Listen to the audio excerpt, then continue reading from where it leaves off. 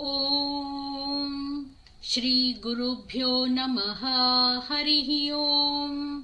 जातवेदसे सुनवाम सोममराति यतो निदहाति वेदः स नः परषदति दुर्गानि विश्वा नावेव सिन्धुं दुरितात्यग्निः तामग्निवर्णान् तपसां ज्वलन्तीं वैरोचनीन् कर्मफलेषु जुष्टाम् दुर्गां देवीगुं शरणमहं प्रपद्ये सुतरसि तरसे नमः।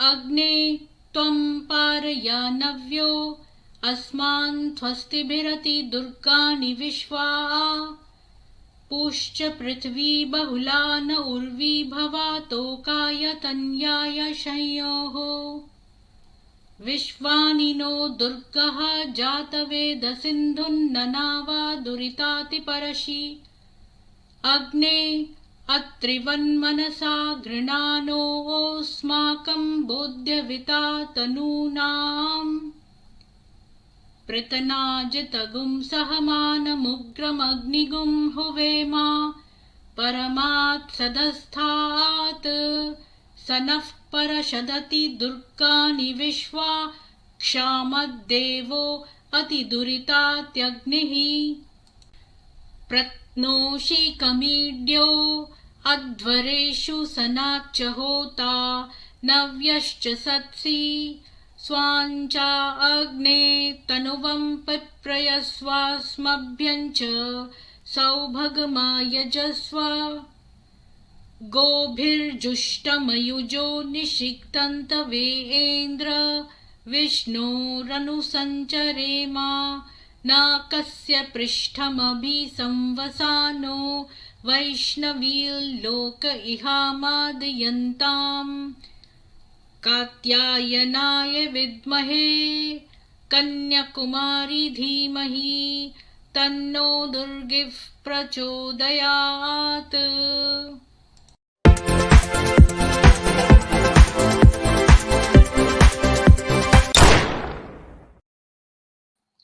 सभी को सुप्रभात और जय माँ दुर्गा।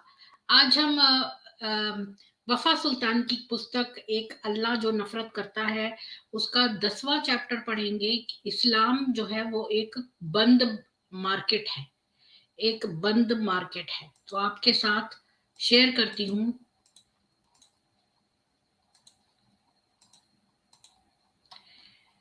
तो मैंने कहा ये 10वां चैप्टर है। Islam is a close market, यानी इस्लाम एक बंद मार्केट है। इस्लाम शुरुआती समय से इस्लाम ने बल के द्वारा अपनी टीचिंग्स को, अपने उपदेश को जबरदस्ती दूसरों पर थोपा, क्योंकि उसने बल से इसलिए किया क्योंकि उसको पावर चाहिए थी, और जो भी आइडिया उनके प्रोग्राम में फिट नहीं होता था वो उसको रिजेक्ट कर देते थे, यानी उनका जो एजेंडा था उसमें फिट नहीं होता था, और लोगों को वो इस तरह बड़ी कड़ाई से जो है वो एक प्रिजन को क्या बोलेंगे, एक जेल में बंद रखते हैं लोगों को। और इन्होंने इस आइडिया, प्रिंसिपल ऑफ एक्सीलेंस क्या कहता है कि भाई जो एक्सीलेंट आइडिया हो उसको अडॉप्ट करें, तो इन्होंने इस चीज को भी रिजेक्ट कर दिया। यानी कि चाहे इनका उपदेश पुराना दकियानूसी कैसा भी क्यों ना हो, एक्सीलेंट विचार अगर वहां पर है कहीं भी तो वो उसको अडॉप्ट नहीं करते थे, बल्कि और ना ही law of supply chain demand को करते थे कि मतलब अगर माइनॉरिटी में भी हैं या कैसे भी हैं तब भी अपने ही आइडियाज को, अपनी ही बातों को रखना और दूसरे आइडियाज को रिजेक्ट करना, चाहे वो कितने भी बढ़िया क्यों ना हो, और अपने लोगों को जेल की तरह बंद रखना। और अपना ही मर्चेंडाइज, यानी देखिए कि अपनी ही चीजें, चाहे वो विचार हो चाहे कोई सामान हो, अपना ही मार्केट में लाते हैं। अभी आप देखिए कि हलाल प्रोडक्ट्स भी जो हैं वो मैं एक मिनट, ये वफा सुल्तान की किताब में नहीं लिखा, ये मैं अपना बता रही हूँ कि हलाल प्रोडक्ट्स का आप देखोगे कि ये जो हलाल प्रोडक्ट्स बनाने में जितने भी लोगों का उपयोग हुआ है, जिस सप्लाई चेन में, जो भी, जैसे जो डिब्बे की पैकिंग करते हैं वो लोग, जो बनाते हैं वो, जो कारीगर हैं वो, यहाँ तक कि खरीदा बेची जो करते हैं, सेलर बायर, सब तरह के लोग जो हैं वो सारे मुसलमान होने आवश्यक हैं। तो यानी कि इन्होंने बहुत सारे जो सिख हैं जो हला झटका में करते थे उन सबको अनएम्प्लॉयड कर दिया। यहाँ तक कि जो बंदे हैं डिलीवरी वाले लोग हैं, बेचने वाले जिनका कि बनाने से कोई लेना देना नहीं है, वो भी मुसलमान होने पड़ेंगे, यानी पूरी की पूरी चेन मुसलमान होनी पड़ेगी। तो अब तो इन्होंने अपना ही मर्चेंडाइज जो है मार्केट में रखा, कुरान, उसका जीवन क्या करा, नबी नबी मोहम्मद की जितनी भी जीवन की बातें थी, उन्होंने जो जो कहा और जो किया, वो ही बस एक सोर्स है इस नॉलेज का और लॉ अप्लाई करने का। और इस्लाम जो है वो इसी को बड़े फोर्स से अप्लाई करता है और दूसरों को compete नहीं करने देता उनसे। और समय के साथ ये जितने भी सोर्सेस थे उन्होंने अपनी अथॉरिटी को लूज कर दिया, क्योंकि वो नए जमाने के कॉन्सेप्ट से compete नहीं कर पाए। अब अगर कोई आइडिया है वो इस समय के अनुसार नहीं है, तो वो अपनी एक्सेलेंस को लूज कर देता है और बड़ा टूटने वाला जीर्ण शीर्ण हो जाता है। तो जितना वो ज्यादा कमजोर हो जाता है, क्योंकि वो पुराने जमाने के लॉ को अप्लाई करता था, अब नहीं करता, अब समय के साथ वो अपनी चमक खो चुका है, तो वो जितना जीर्णशीर्ण होता जाता है उतना ही वो लोगों को उनकी काबिलियत से दूर रखता है। और मुसलमान जो हैं वो खुद ही होस्टेज हो गए हैं अपने इस डॉक्ट्रिनल प्रिजन के, यानी कि ऐसी जेल जो इनके उपदेशों के ऊपर बनी हुई है, और अब वो खुद ही मजबूर हो गए हैं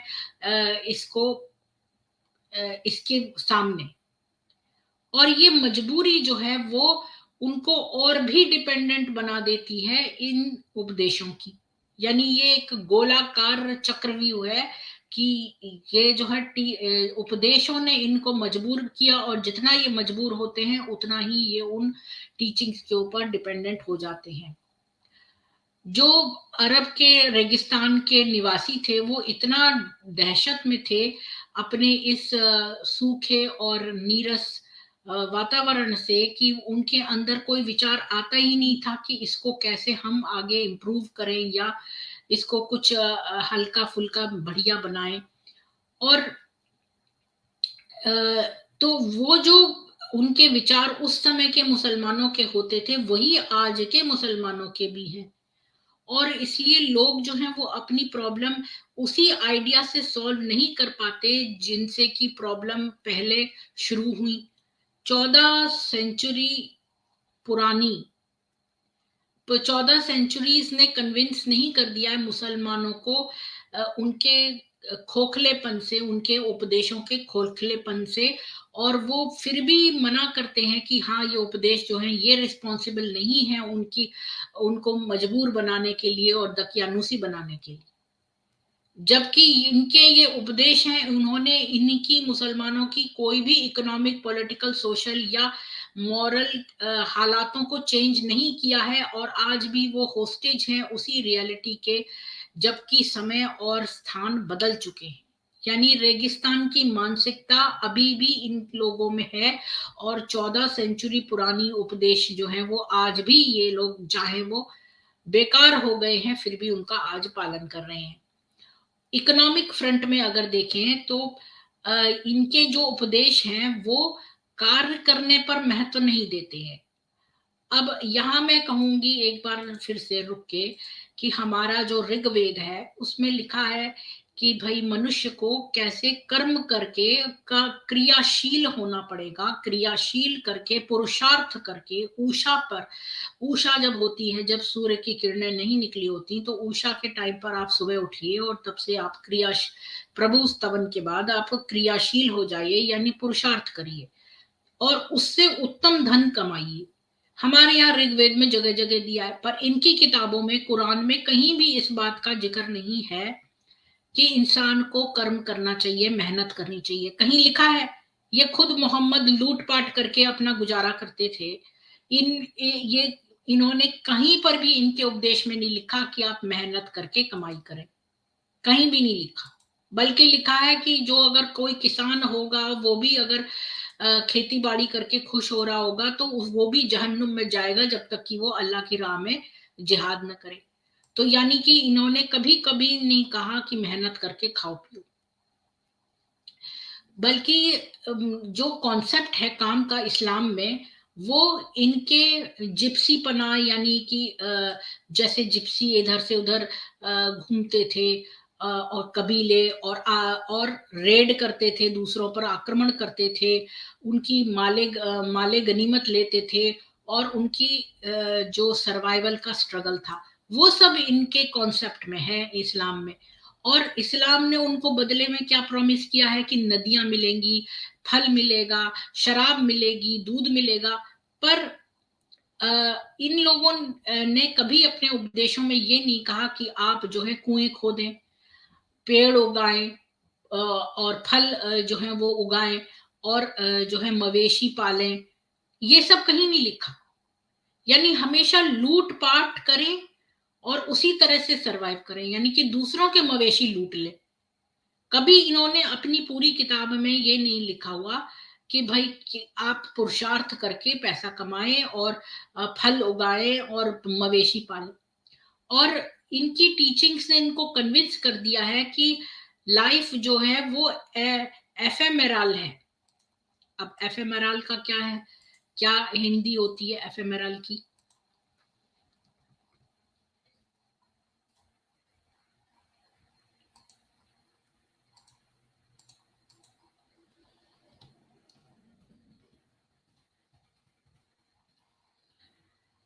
मतलब अल्पकालिक, यानी कि थोड़े समय के लिए, जो क्षण भंगुर जिसको बोलते हैं।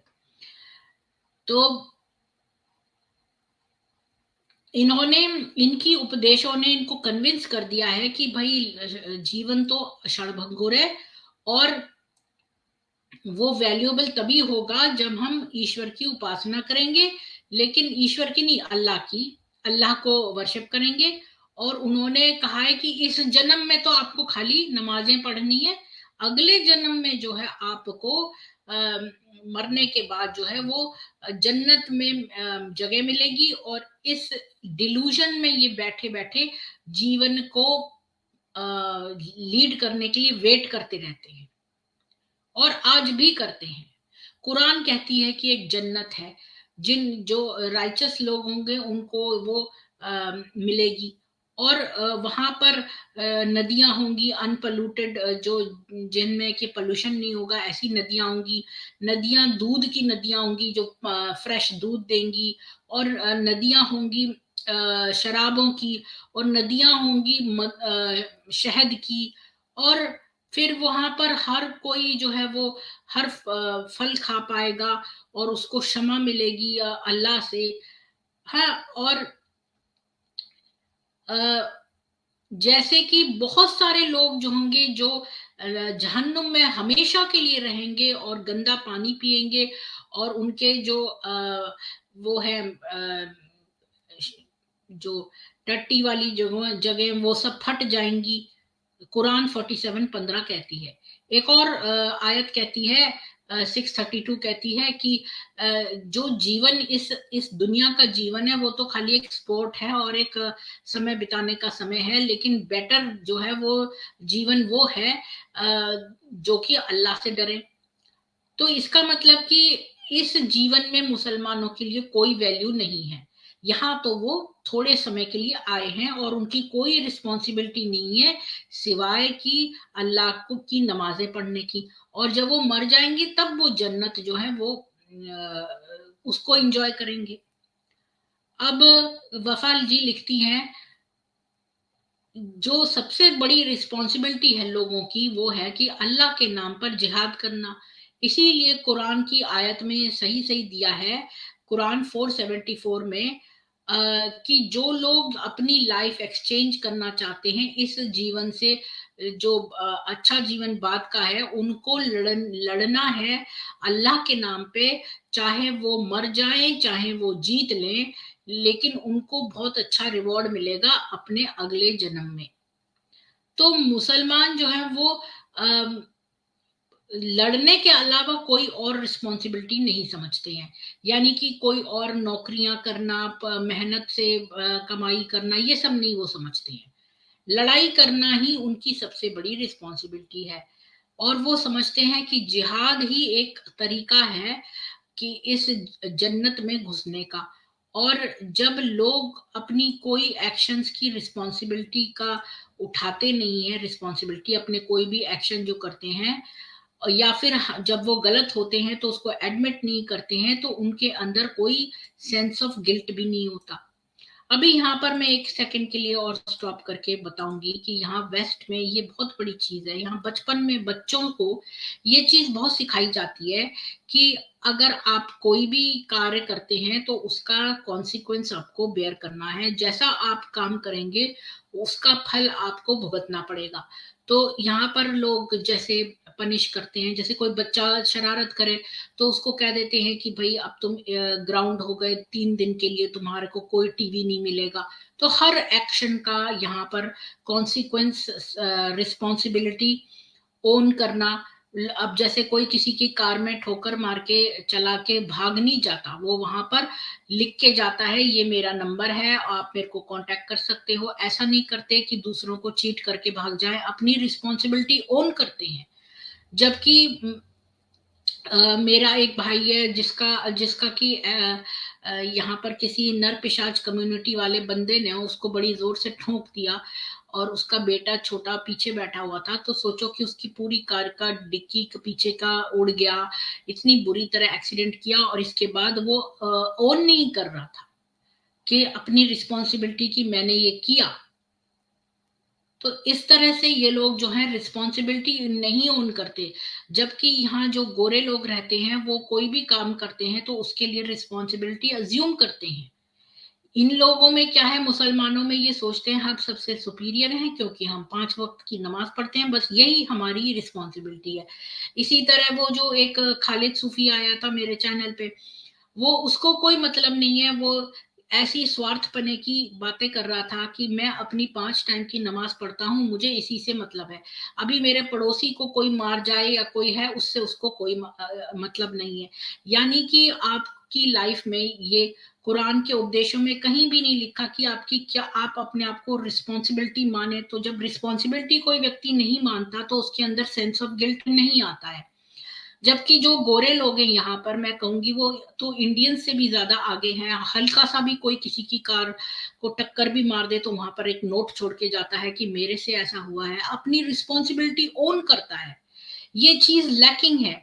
और यहाँ पर आपको पूरी कुरान में कहीं भी नहीं मिलेगा कि उपदेशों में ये कहा है कि आप मेहनत करके पैसा कमाएं, पुरुषार्थ करें, पसीना बहा के आप इनकम करें, या आप पेड़ उगाएं, उसमें फल उगाएं, मवेशियों को पालें। हर जगह लूटने का और खाली एक नमाज पढ़ने की रिस्पॉन्सिबिलिटी और अल्लाह की राह में जिहाद करने की रिस्पॉन्सिबिलिटी दी हुई है। तो खैर अब आगे चलते हैं। तो इस्लाम जो है, अब आगे वफा जी लिखती हैं कि इस्लाम जो है, जो भी मुसलमानों के साथ उनकी रिस्पॉन्सिबिलिटी के बाउंड्री के बाहर होता है, जैसे कि लड़ना, या फिर जो भी उनका भाग्य है, जिनका कि उनका कोई कंट्रोल नहीं है, तो वो कोई रिस्पॉन्सिबिलिटी है ही नहीं। यानी कि फाइट करना ही रिस्पॉन्सिबिलिटी है इस्लाम मुसलमानों की। इसके अलावा इस बाउंड्री के बाहर जो भी है उनकी रिस्पॉन्सिबिलिटी नहीं है। इस्लामिक जो टीचिंग्स हैं उन्होंने मुसलमानों को एक धोखे में रखा है कि उनका भाग्य जो है वो पहले से लिखा हुआ है। उन्होंने उनको कन्विंस कर दिया है कि हर डिटेल जो उनके जीवन का है वो पहले से लिखा हुआ है, और उनके पास कोई पावर नहीं है कि वो उन घटनाओं को बदल सके। कुरान 951 में कहती है कि कुछ भी इनके पास और होगा नहीं इसके सिवा जो अल्लाह ने ऑलरेडी लिख दिया है। यानी उनके लिए जो लिख दिया है भविष्य की घटनाएं, मतलब तो उसके अलावा और कुछ नहीं होगा। और मोहम्मद ने एक हदीस में कहा है कि अगर तुम्हारे को कुछ हो जाए तो तुम मत कहना कि अगर मैं ये करता या फिर वो करता तो ऐसा हो जाता, बल्कि ये कहना कि अल्लाह ने ऐसा लिखा है और जो भी उसको पसंद आता है वो करता है। अल्लाह को जो प्लीज करता है वही वो करता है अल्लाह। तो ये कहना, यानी कि तुम ये कभी मत कहना कि हाय मैं ऐसा ना करता तो ऐसा हो जाता। अभी यहाँ पे मैं 1 मिनट का ब्रेक और लेती हूँ, तो मैं आपको अपना बताती हूँ कि जैसे हम लोग नॉर्मल बोलते हैं ना कि भाई अरे यार मैं ये कर देता तो ये चीज बच जाती, या हाँ, या सोचो मैं अपने हस्बैंड के साथ कार में जा रही हूँ और सपोज वहां पर ट्रैफिक जैम लगा हो, तो मेरे हस्बैंड कई बार बोलते हैं कि अरे यार मैंने ये न लेकर मैं वो ले लेता, मतलब क्या बोलते हैं उसे, हाईवे ले लेता, बजाय इंटरनल रोड लेने के किसी हाईवे पे चला जाता तो यहाँ ट्रैफिक जैम नहीं होता, या मैं ये वाला डायरेक्शन ले लेता, या मैं वो कर लेता। हम ऐसे कई बार सोचते हैं, लेकिन यहाँ पर ये मोहम्मद, इनका नबी कहता है कि ये मत कहना कि मैं ये कर लेता, यानी कि तुम अपना एनालिसिस मत रखो, यानी आगे तुम बेहतर चॉइसेस मत करो, बल्कि तुम ये कहो कि भाई जो है जो भी है अल्लाह ने करा है, वो जो पसंद आता है वो करता है। तो ये जो call to submit to whatever fate ordains, यानी कि भाग जो भी दे रहा है हम उसको सबमिट कर रहे हैं, इससे एक डिपेंडेंट एटीट्यूड क्रिएट हो रहा है, यानी कि हम डिपेंड करते जा रहे हैं कि हर हाल में हम उसको अल्लाह का दिया हुआ समझते हैं, यानी अपनी करी हुई गलतियों को भी हम अल्लाह की मान लेते कि भाई अल्लाह ने ही ऐसा किया था। और इससे लोग जो हैं वो कन्विंस हो गए हैं कि जो भी उनके जीवन में घटा है वो तो गॉड की एक प्लान थी और उनकी कमांड थी। इस एटीट्यूड से जो है मुसलमान जो है वो रियलिटी फेस नहीं कर पाते, और इसलिए वो महरूम रह जाते हैं, जो फीलिंग ऑफ गिल्ट है उससे महरूम हो जाते हैं, और रियलिटी का जो वो है ना दुर्भाग्य है, रियलिटी का जो दुर्भाग्य है उससे वो वंचित हो जाते हैं, क्योंकि उनको रियलिटी पता नहीं चलती है, वो उससे कोसों दूर रहते हैं। वो सोचते हैं ये तो होना ही था, ये तो लिखा ही है अल्लाह ने, तो ऐसा तो होना ही था। वो उनके अंदर से सेंस ऑफ गिल्ट भी चला जाता है, और जो आ, उस रियलिटी का दुर्भाग्य है वो भी उनसे नहीं ग्रैस्प होता।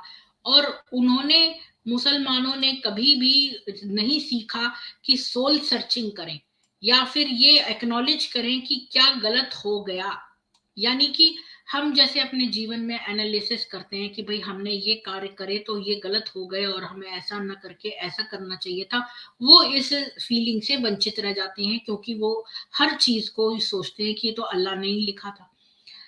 और जहां तक वो कंसर्न है, वो सोचते हैं कि जो भी अल्लाह की विल थी और उनका फेथ है, तो उससे वो कोई भी अपना एक्शन को रिग्रेट नहीं करते। वो कभी ये नहीं सोचते कि हाय मैं काश ऐसा ना किया होता, ये फीलिंग नहीं आती, उनको लगता है ये तो अल्लाह ने ही करा था इसलिए ऐसा हुआ।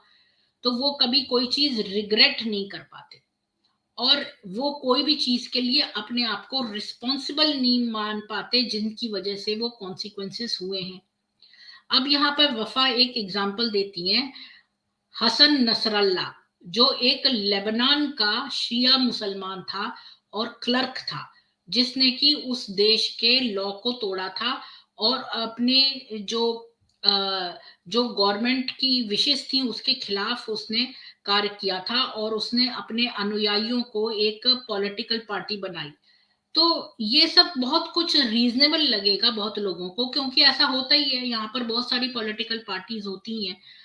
बट वफा कहती है कि वो नहीं विश्वास करती कि कोई भी व्यक्ति है इस धरती पर जिसके अंदर थोड़ा भी सेंस हो, एक दाना भी, जो अग्री करे, जो नाम उसने अपनी पार्टी को दिया हिजबुल्लाह, जिसका की मतलब है पार्टी ऑफ गॉड। ये जो नाम उसने अपनी पार्टी का चूज किया, इससे पता चलता है कि वो किस प्रकार की सोच रखता है। चाहे हम अल्लाह पर या गॉड पर हम विश्वास करें या ना करें, ये इमटेरियल है। इंपॉर्टेंट इशू यहाँ पर ये है कि एक आदमी जो क्लेम कर रहा है कि उसकी मोनोपोली है गॉड पे, यानी कि वो पार्टी ऑफ गॉड, यानी कि वो जो है उसका एकाधिकार हो गया है गॉड के ऊपर, और फिर वो उसको अपने आप को और गॉड को उसी पार्टी का एक एक साथ मानता है। और वो ये आदमी दूसरों को ही रिस्पेक्ट नहीं करता, उनकी रिस्पेक्ट नहीं करता, देयर राइट टू लिव, कि वो मतलब जीवित रहें, और ह्यूमन लाइफ की कोई रिस्पेक्ट नहीं करता। वो सोचता है उसकी पार्टी गॉड की पार्टी है और बाकी जो हैं लोग, उनकी लाइफ का कोई मतलब ही नहीं है। वो कन्विंस है कि वो इस दुनिया में आया ताकि वो एक युद्ध करे और जो दीन है अल्लाह का वो फैलाए, और फिर वो एक जो है इटर्निटी जो है वो हमेशा के लिए जो है जन्नत में इंजॉय करे। चाहे वो मरे चाहे वो मारे, ये फर्क नहीं पड़ता कि युद्ध में वो मरे या मारे, पर वो एक ऐसी फिर जन्नत में पहुंच जाए जहां की वो इटर्निटी इंजॉय करे। और वो अपना लाभ कैसे गिनता है कि कितने जो है दुश्मन के लॉसेस हुए, उसके बेसिस पर अपना लाभ गिनता है। और वो इसकी परवाह भी नहीं करता कि उसको कितने नुकसान हुए हैं, चाहे वो उसको पोजेशंस का नुकसान हुआ हो या ह्यूमन लाइफ की भी उसको परवाह नहीं है। नसरल्ला जो है वो शुरू से ही जानता था कि वो जो है एक युद्ध के ऊपर आ रहा है, जो कि एक मतलब सब कुछ तबाह करने वाला युद्ध है। लेकिन फिर भी वो और उसके अनुयायियों ने लेबनान को एक एक बहुत डिजास्टर में डाल दिया इजराइल के साथ युद्ध करके। और वो जब युद्ध से बाहर आया तो हजार लोग मर चुके थे, 5,000 के चोटें लग गई थी, और 1 मिलियन जो है वो डिस्प्लेस हो गए थे, खाली यही अनाउंस करने के लिए सीज फायर की शाम को कि उसने डिफीट कर दिया है इजराइल को, और उसने ये विक्ट्री जो है वो डेडिकेट कर दी लेबनान को और इस्लामिक नेशन को। तो यहां पर आपको मुस्लिम कॉन्सेप्ट ऑफ विक्ट्री समझ में आएगा। यानी वो विक्ट्री में ये नहीं वो सोच रहा है कि उसने ये डिक्लेयर कर दिया विक्ट्री की, लेबनान की विक्ट्री हो गई और हमने इस्लामिक नेशन बना लिया, पर उसने ये नहीं देखा कि 1,000 लोग मर गए हैं, 5,000 घायल हो गए हैं और 1 मिलियन डिस्प्लेस हो गए हैं। उसने ये नहीं सोचा। उसके हिसाब से विक्ट्री ये है कि भाई उसने अनाउंस कर दिया है कि इस्लामिक नेशन हो गया। जैसे कि आम लोग जो होते हैं, जो नॉर्मल साइकोलॉजी से सही लोग होते हैं, वो हमेशा लॉस और गेन ह्यूमन लाइफ से कैलकुलेट करते हैं कि भाई ये कितने लोग मरे, यानी कि कितने दुख की बात है, तो यानी कि हमने लूज कर दिया इतने लोगों को। वो इस तरह विक्ट्री और लॉस जो है वो कैलकुलेट करते हैं। लेकिन ये एक साइकोपैथ जैसे कि नरपिशाच होते हैं, उस तरह से इसने सोचा कि भाई कि इसने अनाउंस जो कर दिया है कि भाई विक्ट्री हो गई है और इस्लामिक नेशन बन गया है, ये अनाउंसमेंट इसके लिए एक विक्ट्री थी, न कि ये लोगों की मृत्यु देख रहा था। अब नसरल्ला और उसके अनुयायियों ने कुछ 100 यहूदियों को मार दिया, और उसकी नजर में चाहे अपने उसके 1,000 मर गए और 5,000 घायल हो गए, लेकिन थोड़े से 100 यहूदियों को मारकर उसको लगा कि इससे बड़ी कोई विक्ट्री नहीं हो सकती। और कुरान ने भी 9:111 में कहा है कि अल्लाह ने खरीद लिया है, मतलब पैसों से, यानी कि परचेज वर्ड जो आया है, अल्लाह ने खरीद लिया है जो जो लोग फेथफुल हैं उनके जीवनों को, और जो वर्ल्डली गुड्स हैं, और उनके बदले में उसने जन्नत प्रॉमिस करी है। और जो भी अल्लाह की राह में जो है वो युद्ध करेगा, या तो वो मरेगा या मारेगा, उनके लिए एक जन्नत रहेगी। तो यही मुसलमानों का ऑब्जेक्टिव है युद्ध में, कि या तो वो अपने एनिमी को मार देंगे या फिर उससे मर जाएंगे, लेकिन फिर भी वो अपने आप को जीता हुआ समझेंगे, क्योंकि मतलब उनको बाद में जन्नत जो मिलनी है। तो अगर मुसलमान अपने एनिमी को मार देगा तो वो जीता, लेकिन अगर उसका एनिमी उसको मार दे तो मुसलमान की विक्ट्री और भी बड़ी है। तो इसलिए कि अब वो मुसलमान अपने अल्लाह को और भी जल्दी मिलेगा। हसन नसरल्ला जो है उसने वो इस लायक नहीं था कि वो अपनी रिस्पॉन्सिबिलिटी अज्यूम कर सके जो कि उसने काम किया, यानी इतने सारे लोगों की मृत्यु करवाई, तो वो उसके बारे में गिल्टी फील कर ही नहीं सकता। ये चीज मैंने भी देखी है कि इन लोगों से बात करो तो इनके अंदर सेंस ऑफ गिल्ट नहीं है। मैं भी आपको एक उदाहरण देना चाहती हूँ बीच में, कि मेरे चैनल पे एक बंदा आया और मैं न्यूज पढ़ रही थी, तो मैंने न्यूज में पढ़ा कि इतने सारे लोगों को मार दिया गया है, इतने सारे हिंदुओं को। तो वो बंदा मेरे को किसी एक बंदी का, किसका पता नहीं, नाम लेके कुछ कह रहा था, यानी वो उसको भी डिफेंड करने की कोशिश कर रहा था। मतलब कि शेम नाम की, शर्म नाम की कोई चीज है ही नहीं, बिल्कुल भी। तो अब यहाँ पर 1,000 लोग मर गए, 5,000 घायल हो गए, और 1 मिलियन जो है वो होमलेस हो गए। लेकिन उसके दिमाग में इनकी कोई इंपॉर्टेंस नहीं है, बल्कि इजराइल ने कुछ 100 लोग लूज कर दिए, इससे उसकी बड़ी जीत उसको महसूस हो रही है। यही फिलॉसफी है उन आदमियों की जो क्लेम करते हैं कि उनकी मोनोपोली हो गई है अल्लाह पे, और उसके साथ एक पार्टी बना ली है। उन्होंने अल्लाह को एक आर्मी की यूनिफॉर्म पहना दी है और एक हेलमेट रख दिया उसके सिर पर, और उसके साथ उनको उसको ट्रेंचेस में लाके खड़ा कर दिया है ताकि वो उनके दुश्मनों का सफाया कर सके। ऐसी मेंटेलिटी के साथ कौन compete करेगा? ऐसे आदमी के साथ कौन लड़ाई करेगा जो कि अपनी डेथ की भी विश ज्यादा करता है दूसरों की डेथ की विश से? अब वफा लिखती है कि जब वो लोग छोटे थे तो उनके बड़े लोगों ने उनके अंदर ये बात भर दी थी कि हमें डेथ को लव करना है, जितना कि एक दुश्मन जो है वो जीवन को प्यार करता है, उतना ही आपको मृत्यु को प्यार करना है। एक आदमी जो इस तरह के डेथ कल्चर में पला बड़ा है, वो कभी ह्यूमन बीइंग बन ही नहीं सकता, क्योंकि एक पर्सन की ह्यूमैनिटी जो है वो तब तक कंप्लीट नहीं है जब तक कि वो ह्यूमन लाइफ की रिस्पेक्ट ना करे और कोई भी एक्शन ले उसको, उसकी रक्षा करने की। एक लेबनीज वुमन थी जिसने कि अपनी 2 बेटियों को खो दिया, 2 बहनें, एक उसका भाई और उसके दोनों पेरेंट्स को। जो अभी युद्ध हुआ था इसराइल और हिजबुल्लाह के बीच में, वो कह रही है, लॉस एंजलिस टाइम्स ने लिखा है वर्ड फॉर वर्ड, कि अब मैं खुश हूं क्योंकि अब मैं जन्नत जाऊंगी। तो जो युद्ध है टेररिज्म पर वो पॉइंटलेस है जब तक कि पूरा वर्ल्ड जो है वो कार्य न करे कि इस जो ये लाइफ डिसडेनिंग कल्चर है जो कि लोगों को उत्तेजित करता है कि भाई वो अपने जीवन का कुर्बानी दें, इसके बदले में ज्यादा कोई रीजनेबल उनको ऑल्टरनेटिव दिया जाए। जब तक कि सारे लोग इस कार्य की तरफ अग्रसर नहीं होंगे तब तक ये नहीं हो सकता है।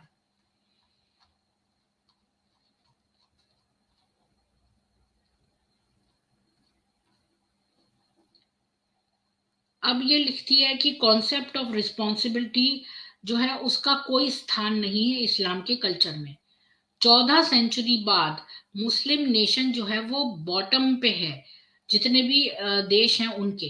पर मुस्लिम आदमी इस चीज को रिफ्यूज करते हैं, इस रिस्पॉन्सिबिलिटी को रिकॉग्नाइज करने के लिए, उनके रिग्रेशन की वजह से, दकियानूसी की वजह से, जिसने एक रीजनेबल आदमी के अंदर से गिल्ट की भावना को हटा दिया है। लोग जो हैं वो गिल्टी तभी फील करते हैं जब वो अपनी रिस्पॉन्सिबिलिटी अज्यूम करते हैं और एक्नॉलेज करते हैं कि भाई उन्होंने जो है वो ड्यूटी फेल कर दी है परफॉर्म करने में।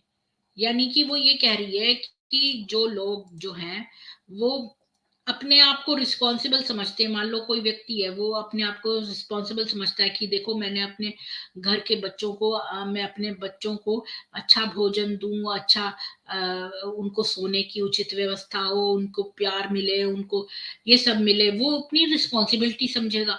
तो अगर वो नहीं दे पाएगा तभी तो उसके अंदर गिल्ट की भावना आएगी। जो व्यक्ति अपनी रिस्पॉन्सिबिलिटी शुरू से ही नहीं समझता उसके अंदर कैसे गिल्ट की भावना आ सकती है? ये कहने की कोशिश कर रही हैं वफा जी।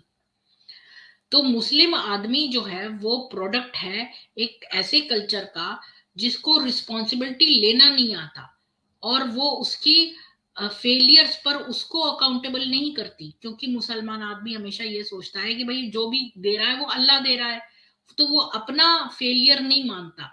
तो जो इनके इतने इतने सारे बच्चे होते हैं जो 15 15 18 18, ये उसको बुरा इसलिए गिल्टी फीलिंग नहीं होती कि वो उन बच्चों को ठीक से पोषण नहीं दे पा रहे हैं, ठीक से सोने के लिए जगह नहीं दे पा रहे हैं, ये सब नहीं उनके दिमाग में आता, क्योंकि वो अपने आप को रिस्पॉन्सिबल ही नहीं समझते। तो जो व्यक्ति रिस्पॉन्सिबल ही नहीं समझेगा तो उसके अंदर गिल्टी फीलिंग आएगी ही नहीं। तो वो हर चीज में सोचता है अल्लाह ने ऐसा चाहा था इसलिए हुआ। तो अगर आप अपना पूरा जीवन उसकी कंपनी में बिताते हो ऐसे मुसलमान की, तो तुम देखोगे कि वो कोई भी ऐसी फीलिंग ऑफ गिल्ट कभी भी नहीं दिखाएगा, चाहे वो कितना भी फेल क्यों ना हो जाए। तो अगर वो ताकि वो इस फेलियर को फेस न कर पाए, इसलिए मुस्लिम आदमी एक गेम खेलता है किलर का और विक्टिम का। तो और वो हमेशा विक्टिम है, और पूरा दुनिया जो है वो उसके खिलाफ उसको वो करने में लगी हुई है। आपने ये बात देखी होगी कि इनके अंदर कूट कूट के ये विक्टिम मेंटालिटी भरी हुई है, क्योंकि वो अपना फेलियर नहीं देख सकते। तो कोई भी बात होगी तो वो अपने आप को हमेशा शो करेंगे कि हम विक्टिम है, हम विक्टिम है, पूरी दुनिया हमारे को तंग कर रही है, अमेरिका हमारे साथ ऐसा कर रहा है, इंडिया ने कश्मीर ले लिया है, ये ऐसे हैं, वो ऐसा है, मतलब हम ही एक मुसलमान है सारे विक्टिम। ये हमेशा विक्टिम कार्ड खेलते हैं। वो इसीलिए क्योंकि इनके अंदर खाली जो है फेलियर फेस करने की क्षमता नहीं है, इसलिए ये हमेशा ये गेम खेलते हैं किलर का और विक्टिम का, जिसमें वो विक्टिम है। जब से इस्लाम शुरू हुआ तब से मुसलमानों ने पूरी दुनिया को दो पार्ट्स में डिवाइड कर दिया, खुद में और दूसरों में, और आज भी वो ऐसे ही करते हैं। जिसमें दुनिया में दो पार्ट में है, तो वो जो पार्ट है वो रीजनेबल है, पीस बड़ा शांति प्रिय है, दूसरों को बिलीवर्स को समझता है। और दूसरे लोग कौन है? जो बिल्कुल थॉटलेस है, वो कुटिल हैं और आतंकवादी हैं। यानी कि बाकी सारी दुनिया जो है वो कुटिल है, आतंकवादी है, और मुसलमान बहुत शांति प्रिय हैं और बहुत ही अच्छे बिलीवर्स हैं, और वो विक्टिम्स हैं और दूसरे किलर्स हैं। हालांकि उन्होंने सारे वर्ल्ड को जो है ये रिस्पॉन्सिबल ठहराया कि सारे वर्ल्ड षड्यंत्र रखा है मुसलमानों को सफा करने में और उनके दीन को। वो जो यहूदी हैं उनको जो है इस्लाम ने सबसे पहले उनका नामो निशान मिटाने की कोशिश की थी। यहूदी जो है वो एक ऐसा शब्द है जो मुसलमान बच्चे जो हैं 10 साल की उम्र से जानते हैं। ये शब्द, ये सबसे कठिन शब्द है उनको सुनने के लिए, क्योंकि इसके इमेजिनेशन में वो विजन, मतलब उनके आंखों के आगे तैर जाता है मारना, मतलब महरूमियत, किसी भी चीज से मतलब महरूम रहना, झूठ बोलना और करप्शन। जब दो लोग लड़ते हैं तो वो एक दूसरे को यहूदी बुलाते हैं। जब एक आदमी जो है वो अपना दूसरे के खिलाफ घृणा पेश करना चाहता है तो वो उसको यहूदी बोलेगा। यानी कि दो मुसलमान अगर लड़ रहे होंगे, अगर उनको बुरी बात बोलनी है एक दूसरे को, तो यहूदी कह के पुकारेंगे। जब जब कोई व्यक्ति चाहता है दूसरे को कुरूप बोलना यानी अगली बोलना, तो वो कहता है तुम तो यहूदी लग रहे हो। तो हम लोग यहूदियों को रिस्पॉन्सिबल होल्ड करते हैं हमारे मिलिट्री फेलियर्स के लिए, हमारे इकोनॉमिक पिछड़ेपन के लिए, और हमारे जो टेक्नोलॉजिकली ये पूरे डिपेंडेंट हैं इसके लिए कौन है रिस्पॉन्सिबल? यहूदी हैं। क्योंकि ये विश्वास करते हैं कि यहूदी जो है वो पूरे वर्ल्ड को कंट्रोल कर रहे हैं और पूरा वर्ल्ड जो है वो उनके इशारों पर नाच रहा है, और वो यहूदी जो है वो मुसलमानों से पीछा छुड़ाना चाहते हैं। वफाल कहती है कि जब वो प्राइमरी स्कूल में टीचर थी तो टीचर ने एक रिहर्स करवाया, एक एक ड्रामा प्ले था जो कि नेशनल इंडिपेंडेंस डे की सेलिब्रेशन पे था। तो उसने इसको गोल्डा मायर का रोल दिया, जो कि इज़राइल की प्राइम मिनिस्टर होती थी उस टाइम पे। तो टीचर ने ये कहा कि ये जो है बहुत ही एक मतलब बड़ी जो ग्रफ वॉइस होती है ना, अ, क्या बोलेंगे उसको,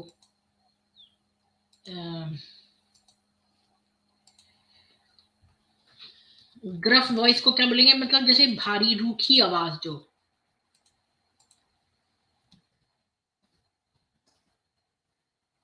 कर्कश,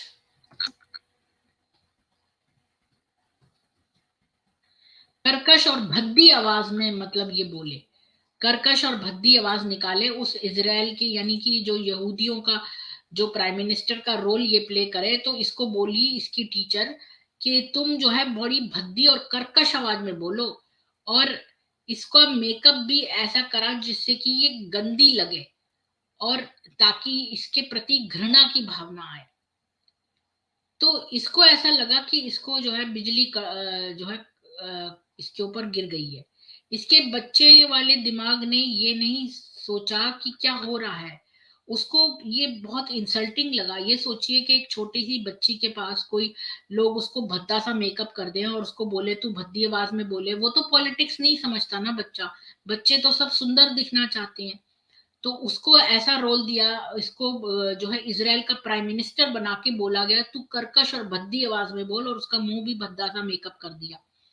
तो इसको बड़ा जो है इंसल्टिंग फील हुआ इसकी टीचर के सजेशन पे, और इसको नहीं पसंद था ये। तो इसने सोचा कि मैं गोल्डा मायर का रोल प्ले करूं, और जो है इसको लगा कि ये तो उसकी बड़ी इंसल्ट हो गई है इसके स्कूल के बच्चों के सामने, और वो उससे कोप नहीं कर पा रही थी। अगली सुबह उसने इसने प्रिटेंड कि इसने झूठ बोल दिया कि ये बीमार है। तो और इसने जो है उल्टी करने को भी मैनेज किया। तो इसकी माँ ने उसको घर में ही कहा, रहने को कहा। उसको पता नहीं था कि ये सब क्या हुआ है। तो ये एक ऐसी रिस्पॉन्सिबिलिटी से बच गई जो कि एक छोटी लड़की जो है उसको दी गई थी, जो इसकी क्षमता के बाहर थी। तो इसको इतना धक्का लगा था उस रोल से, तो ये बच के इसने झूठा बहाना बना दिया कि मैं बीमार हूं। और आज भी वो जब भी ये इंसिडेंट को याद करती है तो इसको वही पेन फिर से होता है जो उस समय हुआ था, और ये अपने आप से पूछती है कि ये किस तरह की मॉरलिटी है जो कि एक बच्चे को जो है घृणा का शिकार बनाती है, जबकि तुम और तुम्हारे टीचर जो है वो नहीं समझ पा रहे कि क्या इमोशनल प्रेशर जो है बच्चों पर तुम डालते हो जब तुम उनको ऐसी रिस्पॉन्सिबिलिटी देते हो जो कि वो बहुत छोटे हैं और वो समझ नहीं सकते। ये रिजेंटमेंट जो है वो एक बच्चे की तरह फील करती है, जो जिसने इसको सारे टाइम खाता रहा। ये इसके अंदर का जो रिजेंटमेंट को क्या बोलेंगे, जो मना करना ना, रिजेंटमेंट को क्या बोलेंगे, जैसे मना करना है ना, उसका एक शब्द होता है।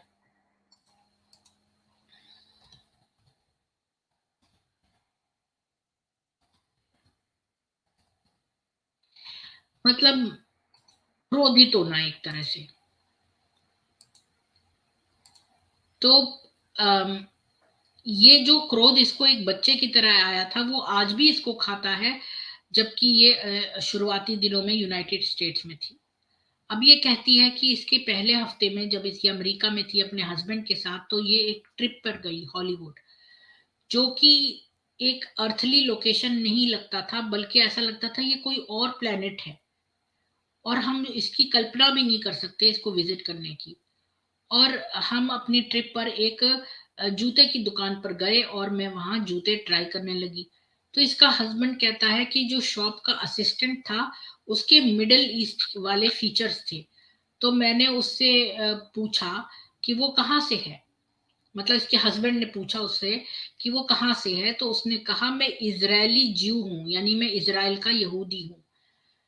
तो मैंने ये सोचा भी नहीं कि उसने क्या कहा। मैंने वो जूता छोड़ दिया जो वो पकड़े था, और फिर एक ही पाँव में जूता पहने हुए उस दुकान से बाहर निकल गई, जैसे कि कोई जंगली जानवर मेरे पीछे पड़ गए हैं। तो इसके हस्बैंड ने उसको पकड़ लिया, दूसरे जूते के साथ और बोला कि क्या गलत है, यू इडियट। तो फिर इसने कांपते हुए कहा, ये तो यहूदी है, और तुम चाहते हो कि मैं स्टोर के अंदर ही रहूं। मतलब अभी तक यहूदी का वो नहीं गया चश्मा, जबकि वफा सुल्तान तो इतनी ज्यादा एक्स मुस्लिम है। 2 साल के बाद जब ये फ्लाइट लेके यूएस गई, तब भी इसका जो क्रोध है वो इसको नहीं छोड़ पाया, और इसके बेटे की टीचर ने इसको 2 दिन बाद क्रिसमस के कॉल करके बोला कि वफा, मैं तो यहूदी हूं बाय चॉइस, लेकिन मैं अपने सब बच्चों को एक मतलब जितने भी स्टूडेंट्स हैं उनको छोटा सा एक क्रिसमस गिफ्ट देती हूँ। मुझे पता है कि तुम मुस्लिम हो और मैं तुमको कुछ भी अपसेट नहीं करना चाहती, तो क्या मैं तुम्हारे बेटे को भी एक प्रेजेंट दे सकती हूँ। उस समय इसको, वफा कहती है, उसको कोई आइडिया नहीं था कि वो क्या मतलब है कि जूइश बाय चॉइस है। तो इसलिए मुझे, ये मैं सोच भी नहीं सकती थी कि लोग अपना जो है मजहब भी चूज कर सकते हैं। लेकिन जैसे ही मैंने ये सुना कि मैं यहूदी हूँ, ये सुनते ही मैं, जैसे मुझे लकवा मार गया और मैं कुछ भी बोल नहीं पाई।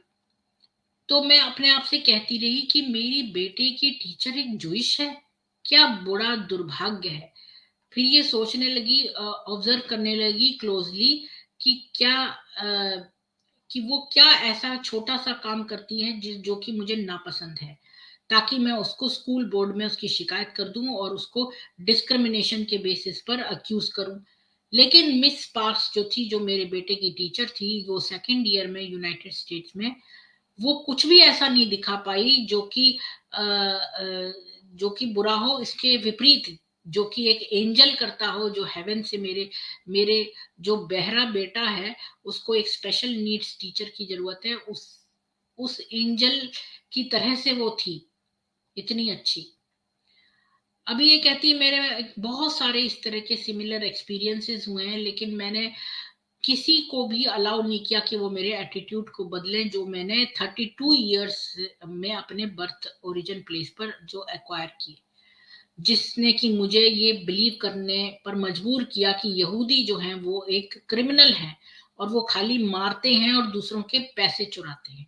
यहाँ पर मैं फिर 1 मिनट का ब्रेक लेती हूँ कि मतलब देखो कि ये 32 साल की हो गई और विदेश में भी चली गई, और मुसलमानों के खिलाफ भी लिखती है, इस्लाम के खिलाफ, फिर भी इसके अंदर जो बचपन से बात ठूसी गई थी कि यहूदी बुरे हैं, वो क्रिमिनल होते हैं, वो पैसा लूटते हैं, ये चीज जो भर दी गई थी वो उसकी खत्म नहीं हुई।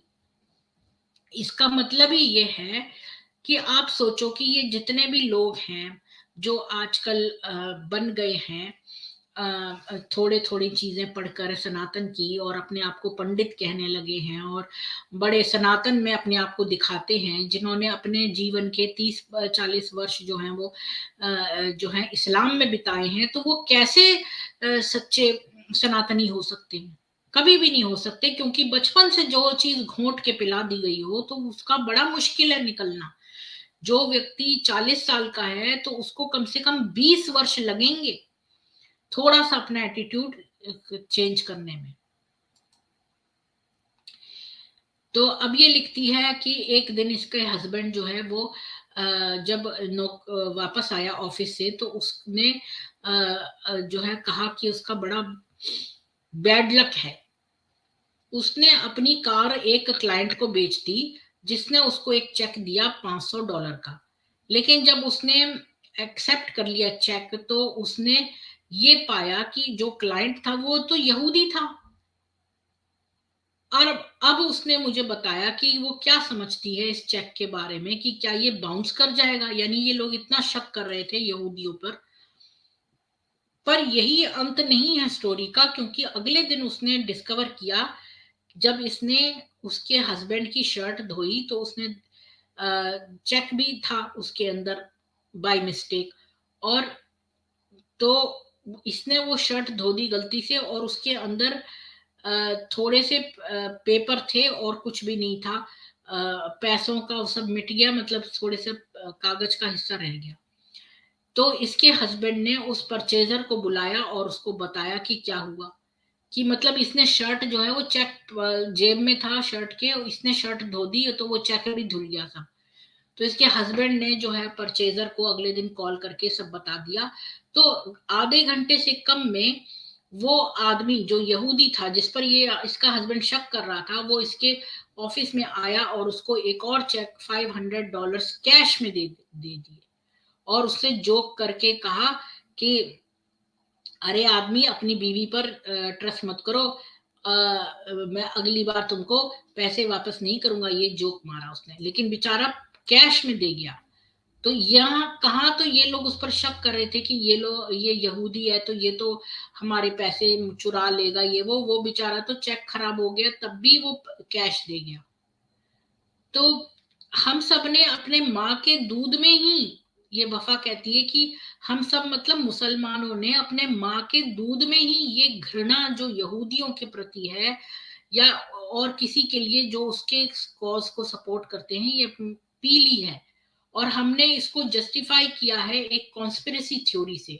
और जो भी हमसे डिसएग्री करता है, मतलब हमारी बातों से डिसएग्री करता है, नहीं मानता, तो उसको हम जायोनिस्ट एजेंट कहते हैं। ये कॉन्स्पिरेसी थ्योरी है जिसने मुसलमानों को एक जैकेट के अंदर और उनके दिमाग के एक उसमें जेल खाने में बंद रखा है। मुसलमान की बिल्कुल झिझकते नहीं है किसी को भी अक्यूज करने की जो कि नए आइडियाज को सजेस्ट करते हैं। और और कोई भी जो उनकी जो उनके पुराने आदेश हैं जो भी, तो वो उनको नए आइडियाज लाते हैं तो वो इनको अक्यूज करते हैं कि तुम इंटरनेशनल जायोनिज्म कर रहे हो। और इस तरह के जो डर हैं, उन्होंने मिलियंस ऑफ मुस्लिम्स को जो है वो रोक रखा है दोबारा से एग्जामिन करने के लिए जो उनको पढ़ाया गया है। इसका मतलब ये है, मैं बता देती हूँ, कंफ्यूजन हो गया होगा, कि जो भी मतलब नए आइडिया विचार लेकर मुसलमानों के पास जाता है तो ये हमेशा उस पर इल्जाम लगाते हैं कि तुम तो एजेंट हो, जायनिस्ट हो, तुम तो, ये कॉन्स्पिरेसी थ्योरी एक बनाते हैं और कहते हैं कि तुम तो भाई जायनिस्ट हो। आप लोगों को मेरी आवाज आ रही है क्या? प्लीज कोई बता दे लिख के, क्योंकि अब चैट चल नहीं रहे हैं तो मुझे लगा कहीं ऐसा ना हो कि मेरी आवाज ही ना आ रही हो। तो प्लीज कोई बता दे।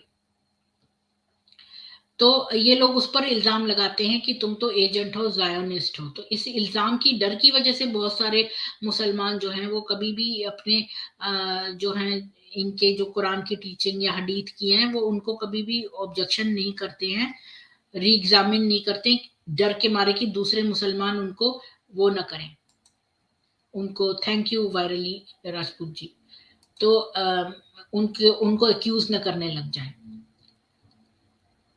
इसने बहुत सारे, वफा कहती है कि उसने बहुत सारे ईमेल एक्सचेंज किए अपने एक रीडर के साथ। एक मुस्लिम जज था जो इराक में रहता था और इसके लिखाई को बहुत अप्रिशिएट करता था। और वो बड़ा, इसको लगता था बड़ा ब्रॉड माइंडेड और कल्चर्ड आदमी है। और वो इसको एंकरेज करता था कि तुम जो है इस्लामिक इश्यूज पर लिखती रहो। तो एक बार ये बड़ी सरप्राइज हो गई जब उसने इसको वार्न किया कि ये इजरायली पैलेस्टीनियन कॉन्फ्लिक्ट के बारे में कुछ ना लिखे, ताकि उस इसको कोई अक्यूज न कर दे कि ये यहूदियों या जायोनिस्ट के साथ है। तो इसने उसको वापस लिखा, उसका धन्यवाद किया उसकी एडवाइस का, और लेकिन उसने इसकी एडवाइस नहीं ली। तो और इसने उसको एक्सप्लेन किया कि ये कन्विंस्ड है कि जो कॉन्फ्लिक्ट हो रहा है इस इजराइल पैलेस्टाइन के बीच में वो रिलीजियस है, और वो मोहम्मद की जो नफरत है यहूदियों के प्रति उससे उपजा है।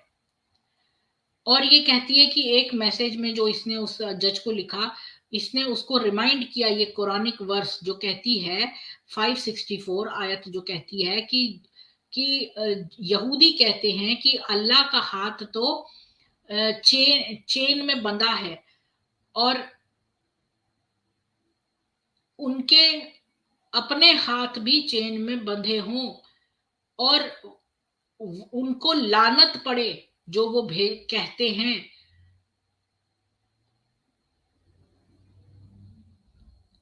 और उसके हाथ तो दोनों फैलाए हुए हैं। तो वफा कहती है, मैंने उस जज से पूछा ये क्या रीजनेबल है? क्या तुम अपने बेटे को बताओगे ये वर्ष? जब उसको पढ़ोगे तुम उसको कैसे कन्विंस करोगे कि हमारी प्रॉब्लम जो यहूदियों के साथ है वो उनके ऑक्यूपेशन ऑफ पैलेस्टाइन की वजह से है, ना कि इस्लामिक एटीट्यूड जो 14 सेंचुरी से जब ये ऑक्यूपेशन स्टार्ट हुआ तब से है। तो जज ने जो है वो अग्री करा और बहुत डेप्थ में अंडरस्टैंड किया, पर फिर भी वो इंसिस्ट करता रहा कि वो डरता है कि कोई इसको जायनिस्ट या अमेरिकन इंपीरियलिज्म से अक्यूज न करे, क्योंकि इसने इन वाले विषयों पर अपनी ओपिनियन दी है। इस्लाम का जनरल एटीट्यूड यहूदियों की तरफ ये है,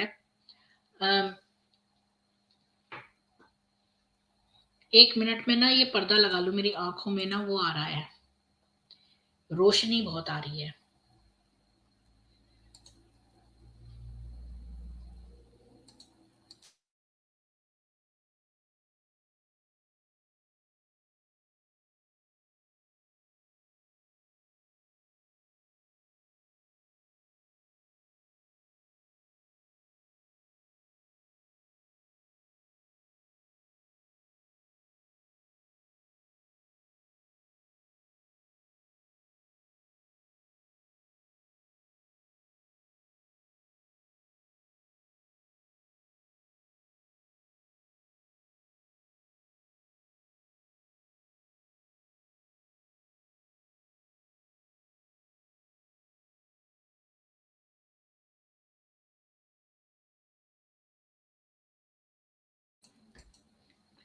जी, मैंने पर्दा लगा लिया, सॉरी।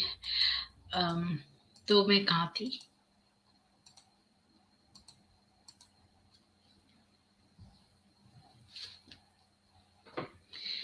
तो इस्लाम का जो जनरल एटीट्यूड था यहूदियों के प्रति, उसने हेल्प किया मुसलमानों को ये कॉन्स्पिरेसी थ्योरी बनाने के लिए, और एक जो भी उनकी क्रेडिबिलिटी और उनकी जो मोरालिटी पर क्वेश्चन उठाता है इस्लामिक टीचिंग्स पे, तो इसलिए इनका ये हथियार बन जाता है कॉन्स्पिरेसी थ्योरी, कि भाई ये हर व्यक्ति जो इनकी मोरालिटी पे बोलता है तो ये कहते हैं अरे तुम तो कॉन्स कॉन्स तुम तो एजेंट हो, तुम तो जायनिस्ट हो। इस तरह की कॉन्स्पिरेसी थ्योरी एक तरह का हथियार है ये मुसलमानों का, और इस हथियार की सहायता से वो बहुत सारे अपने ऑब्जेक्टिव जो हैं वो अटेन करते हैं। बस इतना ही था। अरे मुझे पता ही नहीं था, मैं लास्ट लाइन पढ़ रही थी। तो बस ये इतना ही है, और आज हमने जो है वो जाना ये कि ये मुसलमान जो है वो किस तरह से उनके अंदर फीलिंग ऑफ गिल्ट नहीं है, क्योंकि उनके अंदर फीलिंग ऑफ रिस्पॉन्सिबिलिटी नहीं है। जो व्यक्ति रिस्पॉन्सिबिलिटी समझता है वही तो गिल्ट समझेगा, तो जो रिस्पॉन्सिबिलिटी शुरू से ही नहीं समझता वो गिल्ट क्या समझेगा। तो मैं देख लेती हूँ अभी कोई बात है तो। ये जो सैयद अल्फमजिया सिराजी जो भी है, ये पता नहीं क्या लिखता है, किस लैंग्वेज में मुझे नहीं पता, पर इसका कुछ भी लिखा समझ में नहीं आता, तो प्लीज ना लिखा करें।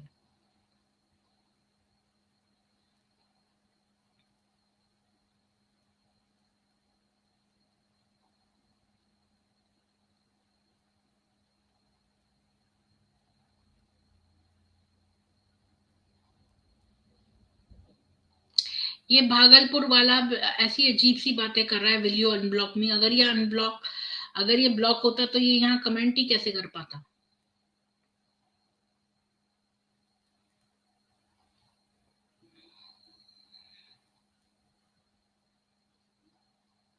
बिल्कुल सोखा बाबा जी, ये अरबी वहां से पली बड़ी है ना, तो इसको बिल्कुल अंदर की बातें महीन महीन सब पता है, इसलिए मेरे को इसकी किताब सही लग रही है।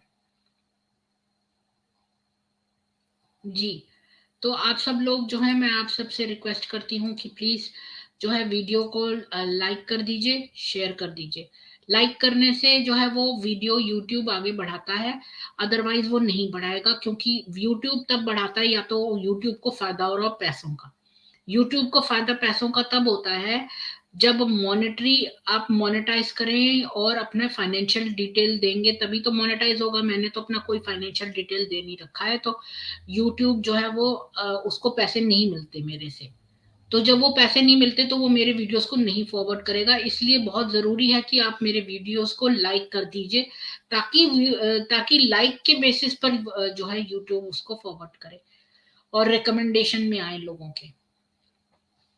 इसीलिए, और जय हिंदू राष्ट्र, कल फिर मिलते हैं 5 बजे ऋग्वेद के साथ। और अच्छा, ये क्या कह रही हैं, आई हैव अ क्वेश्चन। आपने एक दिन बताया था क्षिप्रा महादेव के बारे में कि वो सही नहीं है, पर मुझे वीडियो नहीं मिला जिसमें आपने उसको एक्सपोज किया। जी मोनिका जी, उसने मेरे को मैंने उसके साथ व्हाट्सएप नंबर शेयर किया था और उसने मेरे को बोला था कि वो फिदायीन है, और वो फिदायीन का मतलब कह रही थी लॉयल्टी है। ऑब्वियसली लॉयल ही होते हैं जो सुसाइड बॉम्बर्स होते हैं, वो अपने आप को लॉयल ही समझते हैं। और मुझे ये भी पता चला कि जो आगा खानी मुसलमान हैं वो फिदायीनों के हैं एक्चुअली मुखिया। वो लोग जन्नत का टिकट देते हैं और लोगों से पैसे वसूलते हैं, सोना पैसे ये सब। घोड़े का व्यापार तो बाहर का व्यापार है और अंदर का वो यही काम करते हैं। और वो जो शिप्रा है वो भी जो एक और बंदा था सलीम ललानी, वो उनका मुखी था, उनके चर्च, उनके उनकी जो मस्जिद होती है जो आगा खानियों की, वो इस्माइली आगा खानी ही था, और ये लोग भी यही हैं। और इनका काम फिदायीन वाला ही है। वो सही नहीं है क्योंकि ये लोग सब झूठ बोलकर शिव जी की, विष्णु की पिक्चर्स लगाते हैं, क्योंकि उनको लगता है कि इन पर ज्यादा चढ़ावा आता था, तो ये लोग अपने आप को कहने लगे हम अल्लाह भी हैं और हम विष्णु भी हैं। तो वो ये सब लोग ऐसे ही फोटोएं लगाएंगे हिंदू भगवानों की, लेकिन ये मानते फिदायीन हैं। इनको जब बुलावा आएगा तो ये अब सुसाइड बॉम्बर्स के लिए ये लिस्ट है उनकी जो फटेंगे। तो यही मुझे बताना था कि ये लोग इस तरह के हैं जिनसे आप बचें। तो एनीवेज, ये बुक जो है वो वफा सुल्तान की बहुत अच्छी लगी मुझे। इसमें बहुत अच्छी बातें दी हैं।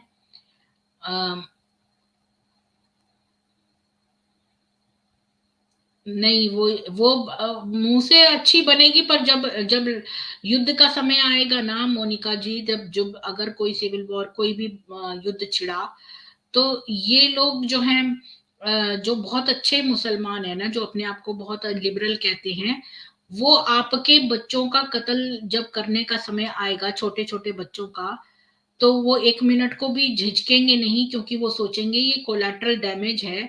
यानी अपने मिशन के लिए उनको आपके बच्चों का भी कत्ल करना पड़े तो कोई बात नहीं है। ये डिफरेंस है। सिकुलर हिंदू जो जो हिंदू हिंदुओं का साथ नहीं देता वो आपके बच्चों को नहीं मारेगा, पर जो अच्छा मुसलमान है वो आपके बच्चों को मार देगा, क्योंकि वो कोलैटरल डैमेज की तरह मारेगा। जो बुरा मुसलमान है आतंकवादी, वो तो खैर मारेगा ही। मैं तो अच्छे वालों का बता रही हूँ कि इस युद्ध अगर हुआ तो वो भी आपके बच्चों को मार देंगे। सिकुलर हिंदू नहीं मारेगा। वो वैसे आपका कितना भी गड्ढा खोद ले, लेकिन आपके बच्चों के ऊपर हथियार नहीं चलाएगा। लेकिन अच्छा मुसलमान युद्ध के समय हथियार चला लेगा और आपके बच्चे को, छोटे बच्चे को भी कत्ल करने में नहीं झिझकेगा। और ये जितने भी फिदायीन हैं, ये तो इनका काम ही है फटना। इनको तो जन्नत का टिकट ऑलरेडी मिला हुआ है। ये मतलब कि इन्होंने ऑलरेडी ये इसी इसी तरह की मस्जिद में से एसोसिएटेड हैं, जो पैसे देके, इनका जो मुखी होता है वो फादर की तरह होता है, और वो पैसे देते हैं उनको, और जन्नत में अपनी एक सीट रिजर्व करते हैं, और सबसे हायर सीट उसको मिलती है जो इस तरह से फटते हैं। तो वो उस ग्रुप की है। जो भी आपको इस्माइली और आगा खानी, जो इस्माइली आगा खानी मिलते हैं, वो ये सब फिदायीन ही हैं। ये वाले लोग फटने के लिए बने हैं। यही मुझे आपको बताना था। एनीवेज, आप ईश्वर करे कि आपको और आपके परिवारों को इनसे बचा के रखे। जय हिंदू राष्ट्र। कल फिर मिलते हैं 5 बजे। अच्छा मोनिका जी, अच्छा, मेरी क्या आपसे पहले बात हुई है?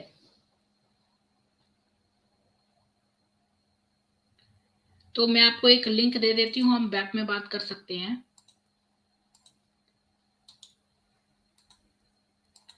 मैंने लिंक दे दिया है आपके लिए मोनिका जी।